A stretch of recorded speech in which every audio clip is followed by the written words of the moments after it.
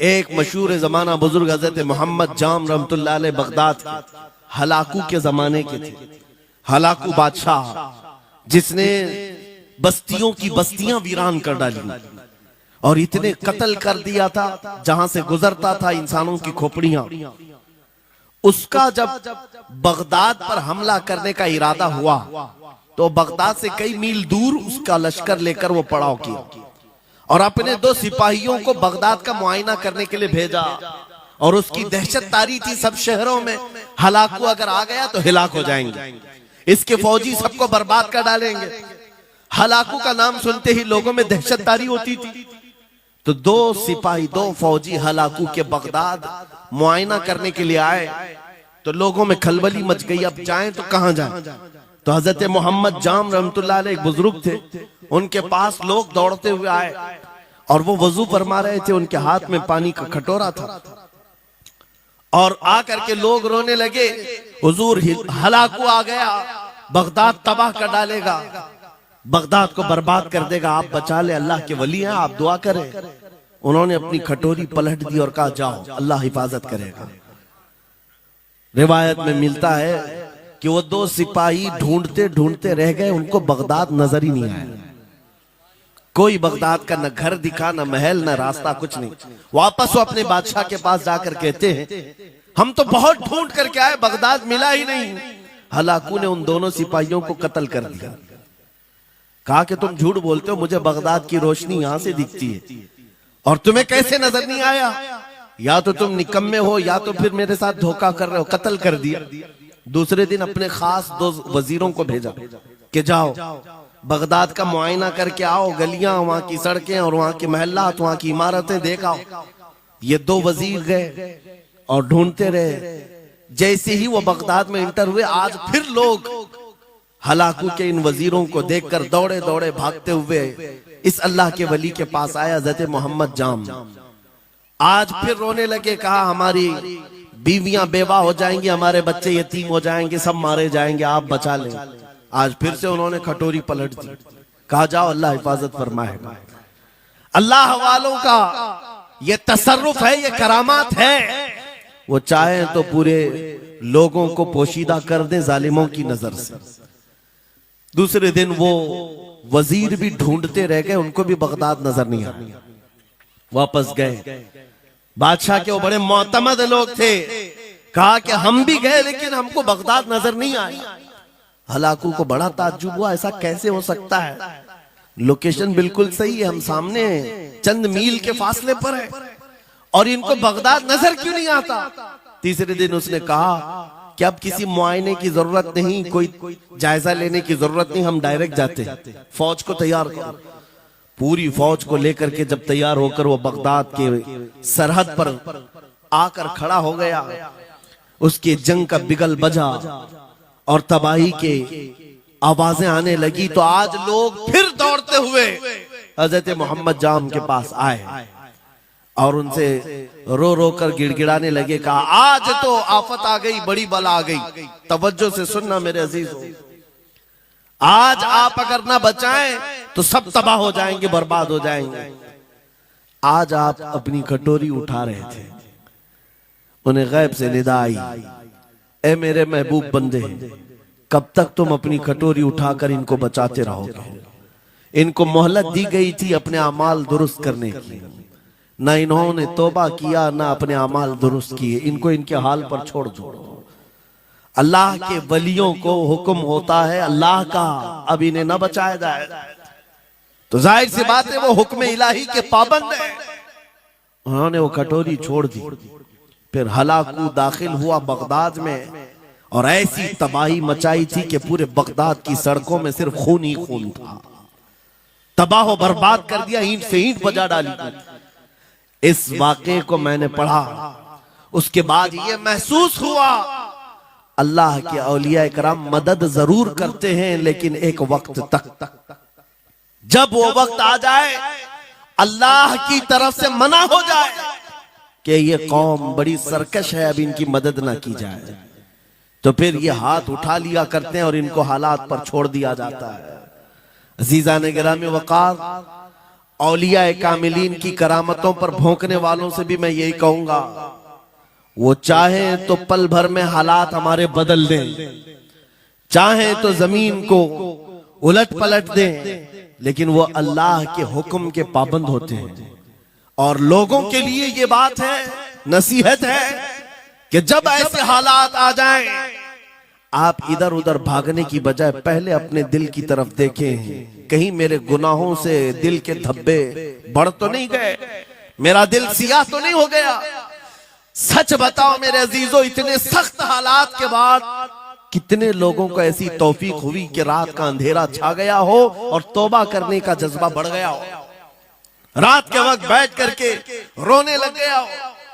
फिलिस्तीन के गज्जा के उन मुसलमानों की हालत सार को देखकर रूह अगर तड़पती है और तुम अपने अमाल की सेहत और दुरुस्तगी के लिए तौबा कर ले जाते हो, ये बहुत बड़ी नेमत है अल्लाह की। फिर तुम्हें किसी करामत के ज़ुहूर की जरूरत नहीं, तुम्हारा बदलना ही दुनिया के हालात को बदल देगा, सब बदल जाएगा।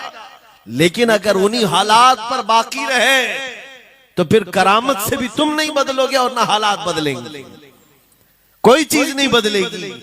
इन्नल्लाह ला युगय्यिरु मा बिकौमिन हत्ता युगय्यिरु मा बिअनफुसिहिम।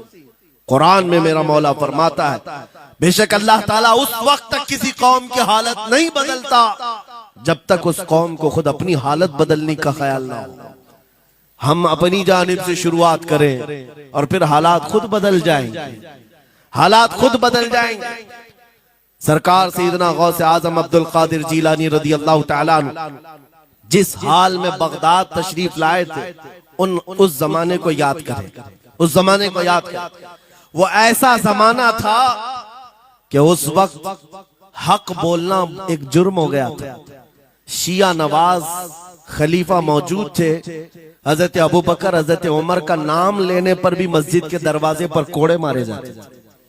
ये वो हालात थे, उलमा की जुबानें गंग थी, बोल नहीं पाते थे, खुतबा क्या देना है वो बिल्कुल स्क्रिप्टेड, जो खलीफा वक्त चाहे बस उतना ही। आज जैसे सऊदियों के यहाँ ये रिवाज है, बादशाह की हिमायत में और बादशाह जैसा चाहे वैसी मस्जिद का मौलवी भी बोलता रहे। शरीयत क्या कह रही है, मेरे मुस्तफा करीम सल्लल्लाहु तआला अलैहि वसल्लम की तालीमात क्या कह रही हैं, इससे क्या सरोकार, बस उतनी बातें करो जितनी उनके बादशाह की हिमायत की। ये दौर गौसे आजम के जमाने का भी था। उस वक्त हक बोलना एक बहुत बड़ा जुर्म था, उलमा को कोड़े मारे जाते थे। आपको पता है उसी बगदाद में सिर्फ एक हक बात का ऐलान करने की वजह से इमाम अहमद बिन हंबल को 300 कोड़े मारे गए थे। उनकी पीठ झुक गई थी, उनकी रीढ़ की हड्डी टेढ़ी हो गई थी। कोड़ा किसको कहते हैं, कोई रस्सी को नहीं, चमड़े का वो बेल्ट जिससे वो मारते थे तो जिस्म की चमड़ी लग करके आ जाती थी। 100 कोड़े में तो आदमी मर जाता था, कोई बच गया बच गया। 300 कोड़े खाए उस इमाम की बात कर रहा हूं जिसको मेरे नबी की 5 लाख हदीसें याद थी। वो इमाम अहमद बिन हंबल इतने बड़े इमामुल हदीस कोड़े खाते थे तो किस बात पर, सिर्फ हक बात का ऐलान बरसरे पैकार करते थे, सबके सामने करते थे। उन्होंने कोई बादशाह की रूह रियायत नहीं की, उन्होंने ये नहीं देखा कि ये क्या चाहते हैं, बल्कि हमेशा ये देखा कि मेरे नबी की शरीयत क्या चाहती है। मेरे अजीजों, यही बड़ी करामत है। गौसे आजम की बड़ी करामतों में से करामत ये है, उस जमाने में आप बगदाद तशरीफ लाए जब हालात ऐसे थे कि हक बोलना दुश्वार था, और आप जब मस्जिद पर खड़े, मस्जिद के मिंबर पर खड़े होकर ऐलान करने लग गए, हैबत ऐसी तारी थी कि कोई आपको रोक ना सका, और आपके ये हक्कानियत की तबलीग फैलती गई। शुरू में 10 लोग, फिर 20 लोग, फिर 100-200, फिर 1000-2000। गौसे आजम ने चंद महीनों में जो खुतबात दिए, आपके खुतबात का आलम यह था कि फिर 70,000 का मजमा बराबर सुनने के लिए आया करता।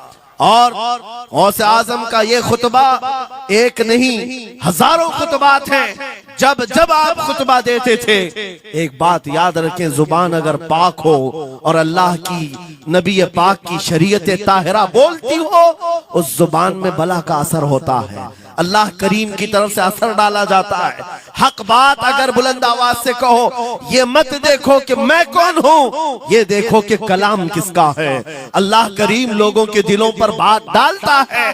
गौसे आजम की जुबान से निकले हुए कलमा ऐसे हुआ करते, मजमा खत्म होने से पहले पता नहीं कितनों की तो लाशें उठाई जाती थी, कितने तो वहां बेहोश हो जाते। किस बात पर? इतना असर करता दिल पर कि लोग कपड़े फाड़ लेते थे। खुतबे के अंदर, बयान के अंदर ऐसा असर होता कि लोग बैठे बैठे मदहोश हो जाते, कोई जोश हाल में कपड़े फाड़ डालते। रिवायात में बताया गया कोई एक मजमा भी ऐसा नहीं जिसमें हुजूर गौसे पाक की तकरीर के बाद जनाजा ना उठाया गया। हर खिताबत के बाद, और बोलते क्या थे, हैरत की बात है मेरे अजीजों। आज बाज लोग ये कहते हैं हम भी बहुत सारी चीजें बयान कर रहे हैं, मैं अपने लिए भी नसीहत और सारे उलमा के लिए भी कहता हूं, लोगों के पल्ले नहीं पड़ती, लोगों के कानों में नहीं जाती। ये जुमा में आते हैं, सोते रहते हैं, जब इमाम खड़ा होता है नमाज के लिए तो ये झटका लेकर के खड़े होते हैं, बयान यूं ही चला जाता है। मेरे अजीजों, दो चीजों की पाबंदी जरूरी है। मैंने पढ़ा था इमाम अहमद बिन हम्बल नहीं, हजरत सुफियान सौरी रदी अल्लाह ताला, हजरत सुफियान सौरी नसीहत कर रहे थे, और जब वो नसीहत करते तो लोग रो पड़ते थे, आखिरत को याद करते, कब्र की होलनाकियों का तज़किरा करते तो लोग रोने लगते। एक बंदा था, वो मजलिस में आया करता और खामोश बैठता, और उस पर कुछ भी असर नहीं। एक दिन उसने पकड़ करके पूछा हजरत सुफियान से, आप जब बयान करते तो लोग धाड़े मार मार कर रोते हैं, मुझे तो कुछ नहीं होता, मैं तो ऐसे ही बैठा रहता हूं। आपने क्या फरमाया? आपने ये नहीं फरमाया कि तू बदतमीज है, तू बदमाश है, तू बदअमल है। फरमाया दो में से एक खराबी हो सकती है, या मेरा दिल खराब होगा या तेरा दिल खराब होगा, इसलिए कि मैं बात रसूलुल्लाह की कर रहा हूं, इसमें असर तो होगा ही। दो में से कोई एक खराब होगा, ये नहीं फरमाया कि तू ही खराब। यहां पर हमारे लिए नसीहत है, बोलने वाली जुबान पाक हो और लुकमा हलाल का जाता हो, अल्लाह असर जरूर पैदा फरमाता है। सरकार गौसे पाक रदी अल्लाह ताला अन्हु मिंबर पर खड़े होकर बयान कर रहे हैं। क्या बयान कर रहे हैं? सुने। एक दिन आप हजरत अब्दुल जब्बार को बैठाए, अपने बेटे को, वो बयान करते रहे, उसके बाद उतर करके आगे कहा, अब्बा जान आप जो बयान करते हैं उसमें जो रिक्कत तारी होती है वो मेरे बयान में नहीं होती, आप बयान करें। गौसे पाक मिंबर पर खड़े हो गए, और सुनो 70,000 का मजमा है। गौसे पाक की तकरीर क्या है? डायरेक्ट शुरू फरमाते गौसे पाक, ऐ लोगों, मेरे घर में आज एक बड़ा हादसा हो गया। अपने घर का वाकया बयान कर रहे, मेरे घर में आज एक अजीब हादसा हो गया। अब्दुल जब्बार की माँ, यानी अपनी बीवी के बारे में कह रहे हैं, उनके बेटे हजरत अब्दुल जब्बार कहते हैं, अब्दुल जब्बार की माँ मेरे लिए दही मट्टी की हांडी में जमा कर रखी हुई थी, एक छीके से लटकाई हुई। गर्मियों के दिन थे, आज मेरी भी ख्वाहिश थी दही खाने की। मैं घर पहुंचा दोपहर के वक्त, दही की हांडी मेरी बीवी ने उठा करके दस्तरखान पर रखा था। मेरे पहुंचने से पहले ही एक बिल्ला आया घर में और पांव से झपटा मारा, वो दही का मटका गिर गया, टूट गया, और दही पूरा जमीन पर बह गया। न माँ खा सका, न मेरी बीवी खा सकी। इतना बयान करना था कि लोग धाड़े मारकर रोने लग गए, कपड़े फाड़ने लग गए। लोगों के अंदर जोश हाल से कैफियत बदल गई। मेरे अजीजों, कोई अपने घर का वाकया बयान कर रहा हो कि दही की हांडी फट गई, दही बह गया, इसमें कौन सी ऐसी बात है रोने की? ये हमारे और तुम्हारे लिए हो सकता है। गौसे आजम का मजमा भी अहले दिल का हुआ करता था, वो बसीरत वाले लोग बैठते थे। गौसे पाक क्या बयान कर रहे थे? गौसे पाक के बयान का मतलब ये नहीं है कि अब्दुल उनकी बीवी दही की हांडी जमाई थी और उनके लिए खाने का इंतजार कर रही थी। गौसे आजम अपने वाकये से दुनिया की हालत बता रहे थे, ऐ लोगों, जिस तरह मेरे घर में आज मेरे खाने से पहले दही का मटका टूट गया और दही बह गया, सबकी हालतें तकरीबन ऐसी होती हैं। इंसान अपने लिए इतना कमाता है, माल जमा करता रहता है, और जब उसके खाने का वक्त आता है मलकुल मौत पंजा मारकर रूह निकाल लेता है और सारा माल उसका धरा का धरा रह जाता है, ना वो चख पाता है ना खा पाता है। गौसे पाक रज़ी अल्लाह ताला अन्हु ये दुनिया की हालात बता रहे थे, और मेरे अजीजों आज भी वही हालात हैं हमारे, आज भी वही हालात हैं। हमने कमाने के लिए अपनी सेहत गंवा दी, रात नहीं देखा दिन नहीं देखा, दौड़ते रहे माल हासिल करने के लिए, इतना जमा कर लूं, इतना जमा कर लूं, इतना जमा कर लिया, जब तक तो सेहत बिगड़ गई, शुगर भी आ गई, बीपी भी आ गई, और ऐसी बीमारियां लग गई कि अब इनको ठीक करने के लिए जितना जमा किया था खर्चा करते रहो। शेख सादी रहमतुल्लाह अलैह फरमाते हैं, ये दो कामों में तो इंसान की पूरी जिंदगी खत्म होती है। पहले कमाने के लिए सेहत गंवाता है और फिर सेहत बचाने के लिए माल गंवाता है।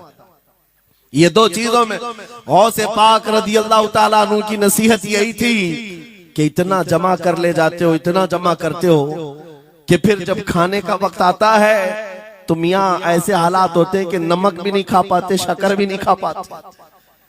दूसरी बातें तो छोड़ो, शुगर वाले शक्कर नहीं चख पाते, बीपी वाले नमक नहीं चख पाते। अरे ये बड़ी छोटी चीजें हैं, और माल देखो तो करोड़ों का है, अरबों का है, अरबों का माल पड़ा हुआ है, नमक नहीं चख पाते, शक्कर नहीं खा पाते। किसके लिए जमा किया था? और थोड़ी और बड़ी बीमारी हो गई तो पानी भी नहीं पी पाते, डायलिसिस चल रहा है, किडनी खराब है। कितने ऐसे लोग मिलते हैं आज, कितने ऐसे हैं जिन्होंने साफ मुझसे कहा कि डॉक्टर ने पूरा गिन करके कहा है कि पूरे दिन भर में जो है एक ढक्कन से पानी पीना, बोतल का जो ढक्कन होता है उस ढक्कन से बस बूंद बूंद चखते रहना, पानी ही ना पियो, इसलिए कि किडनी काम नहीं करती। ये दुनिया है मेरे अजीजों, हमने अपनी सेहत गंवा दी, पूरी की पूरी सेहत गंवा दी इसको हासिल करने के लिए। इसी को मेरे इमाम अहले सुन्नत फाजिल बरेलवी ने कहा था, शहद दिखाए जहर पिलाए, कातिल डायन शोहर कुछ, इस मुर्दार पे क्या ललचाए, दुनिया देखी भाली। लेकिन समझ में किसी को नहीं आता, उस वक्त समझ में आने लगता है जब जाने का वक्त होता है। जाने के वक्त हालात ऐसे होते हैं, मैं अक्सर अपने टूर में देखता हूँ, उमरा पे जाते हैं, बगदाद पे जाते हैं, खूब आयश से रहते हैं, सबको पता रहता है प्लेन में सिर्फ 30 किलो का अलाउड है, लेकिन मार्केट में जाते हैं तो उनको कुछ खबर नहीं होती, सब खरीद रहे होते हैं। हो जाएगा, खरीद करके लाकर रूम में भर दिए, और आज शाम में जाना है तो ठोस रहे हैं इस बैग में उस बैग में, नहीं घुसा। और उसके बाद फिर एयरपोर्ट पहुंचे तो कभी इसको रिक्वेस्ट कभी उसको रिक्वेस्ट, थोड़ा हमारा भी ले लो, थोड़ा हमारा भी ले लो। अरे वहां सबका 30 है, कोई लेने को तैयार नहीं। फिर खरीदा हुआ वहीं छोड़ करके हसरत भरी निगाह से देखते जाते हैं, किसी की खजूर छूटी हुई है, किसी के मुसल्ले छूटे हुए हैं, किसी के कपड़े छूटे हुए हैं। हर बार हम एयरपोर्ट पे देखते हैं, छोड़ करके जा रहे होते हैं, बड़ी हसरत से देखते हैं। मेरे अजीजों, ये कोई लतीफा नहीं, सेम यही हालात जब दुनिया से जा रहा होता है एक इंसान, मरने से पहले उसकी आंखें फटी रह जाती हैं। क्यों कहा गया है मरने के वक्त सबसे पहले उसकी आंखें बंद कर दो? क्योंकि वो अपना माल देख रहा होता है, अपनी औलाद देख रहा होता है, अपना घर बार देख रहा होता है। मैंने इसको बनाया था, इस तरह से कमाया था, इस तरह से इसको पाला था, ये सब देखता रह जाता है। उनमें से किसी चीज को उठा भी नहीं पाता, ले नहीं जा सकता, यहाँ तक कि ऐसी हालत होती है खुद जा भी नहीं पाता, दूसरों के कंधों पर सवार होकर जाना पड़ता है। ये दुनिया की हकीकत। गौसे पाक की तालीमात अगर पढ़ते रह जाओ मेरे अजीजों, तसव्वुफ का एक ऐसा किला है, गौसे पाक की तालीमात काफी है तुम्हें तौबा करने के लिए, दुनिया में दिल लगाने के लिए और उससे दिल हटाने के लिए। गौसे पाक की तालीमात काफी है। आपने फरमाया था दुनिया में ऐसे रहो जैसे कश्ती समंदर में चलती, कश्ती समंदर में चलती है, यानी पूरे भरे हुए मौजों के पानी पर कश्ती चल रही है, लेकिन उसका कुछ बिगड़ता नहीं है। हाँ, अगर पानी कश्ती के अंदर आ गया तो फिर कश्ती के लिए खतरा है, डूब जाएगी। तुम दुनिया में ऐसी रहो कि तुम्हारे अंदर दुनिया ना आए। तुम दुनिया में हो, तुम्हारे अंदर दुनिया ना आ जाए। अगर तुम्हारे अंदर दुनिया घुस गई तो डूब जाओगे, फिर यहां से निकल नहीं पाते। मौलाना रोम इसी की मिलती जुलती बात कहते हैं मसनवी शरीफ में। जलालुद्दीन रूमी फरमाते हैं, एक चींटी को देखा, शहद का एक कतरा जमीन पर गिरा हुआ है, शहद का कतरा चिपकने वाला होता है, यानी उसके अंदर गम होता है। चींटी करीब से आई,